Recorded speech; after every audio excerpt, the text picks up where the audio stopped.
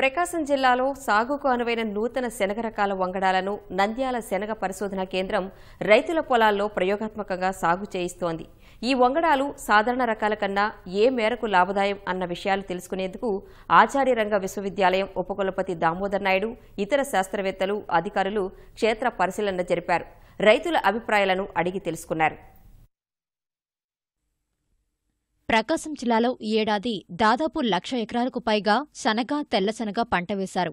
కాన్పూర్, పంజాబ్ లాంటి ప్రాంతాల నుంచి శనగ విత్తనాలు తెచ్చి సాగు చేస్తున్నా వాతావరణ పరిస్థితులు అనుకూలించగా సరైన దిగుబడులు రావడం లేదు. ప్రధానంగా బెట్టను తట్టుకునే రకాలు కాకపోవడం వల్ల రైతులు తీవ్రంగా నష్టపోతున్నారు. ఈ క్రమంలో ఇక్కడి నేలలకు అనుకూలంగా ఉండేలా 3 నూతన వంగడాలను నంద్యాల శనగ పరిశోధనా కేంద్రం శాస్త్రవేత్తలు విడుదల చేశారు. నంద్యాల శనగ 1, నంద్యాల 47, నంద్యాల 49 రకాలను సాగు చేసిన ఉప్పుగుంటూరుకు చెందిన ఓ రైతు సాధారణం కన్నా అధిక దిగుబడులు సాధించాడు. ఈ నంద్యాల 47 వెరైటీ సార్, ఇది మిషన్ హార్వెస్టింగ్ వెరైటీ సార్. ఇది ఒరిగోసే మిషన్ తోటి ఏంటంటే మనము హార్వెస్టింగ్ చేసుకోవాల్సి వస్తుందండి. మామూలు పొట్టి వెరైటీకి ఇతర రాష్ట్రాల నుంచి వచ్చిన వెరైటీల కంటే ఇది హైట్ అనేది కొంచెం ఎక్కువ పెరుగుతుందండి. హైట్ పెరిగిన 50-60 సెంటీమీటర్లు పెరుగుతుంది. ఒక్కో చెట్టుకు వచ్చి 120 నుంచి 150 కాయల మధ్య ఉందండి. అదే వర్షం కనుక పెరిగితే ఏంటంటే ఇంకాస్త పెరిగేదానికి ఆస్కారం ఉందండి. దీనివల్ల ఏంటంటే మాకు వ్యవసాయంలో ఖర్చులు కొంచెం తగ్గుతాయండి. కూలీల ఖర్చులు తగ్గటం ఒకటి, దిగుబడి కూడా కొంచెం పెరగడానికి మాకు ఆస్కారం ఉందండి. మామూలు వెరైటీలకి ఏంటంటే 80 నుంచి 90 కాయలు అనేది దిగుబడి వస్తుంది సార్. అది మిగతా వాటికి ఇది కొంచెం ఏంటంటే అడ్వాన్స్డ్ గా ఉంది సార్. ఇది ఆచార్యరంగ వ్యవసాయ విశ్వవిద్యాలయం ఉపకులపతి Damodara Naidu, ADR Ratnaprasad, director of research NV Naidu, Nandyal శనగ పరిశోధనా కేంద్రం శాస్త్రవేత్త విజయలక్ష్మి తదితరులు రైతు శ్రీధర్బాబు పొలంలో కొత్త రకాల శనగ పంటను పరిశీలించారు. రైతులకు పలు సూచనలు చేశారు.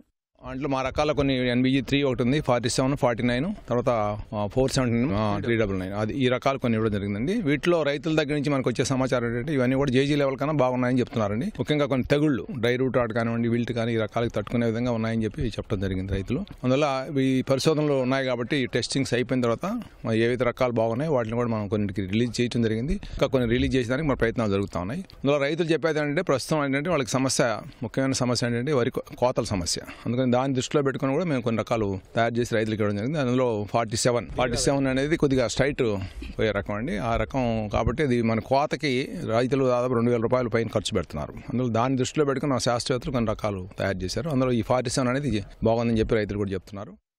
ధీర శనగ రకం పొడవుగా ఉండి యంత్రాలతో కోతకు అనువుగా ఉండడం వల్ల రైతుకు కూలీ ఖర్చు తగ్గుతుంది. నంద్యాల శనగ 1, నంద్యాల శనగ 49 రకాలు అధిక దిగుబడి ఇవ్వడమే కాకుండా బెట్టను, ఎండు తెగుళ్లను తట్టుకుంటాయని శాస్త్రవేత్తలు తెలిపారు.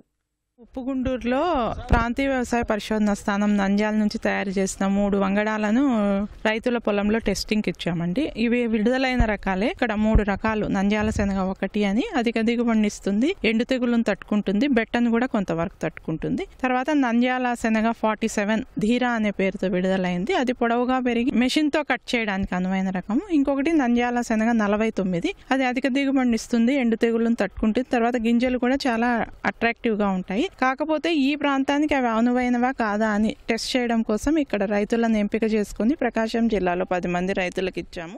కొత్త రకాల వంగడాలను ప్రయోగాత్మకంగా సాగు చేయడం ద్వారా మంచి విత్తనాలను ఎన్నుకునే అవకాశం రైతులకు దక్కుతుందని శాస్త్రవేత్తలు చెబుతున్నారు. ఫలితంగా రైతులు ఆర్థికంగా నిలదొక్కునే అవకాశముంటుందని సూచిస్తున్నారు.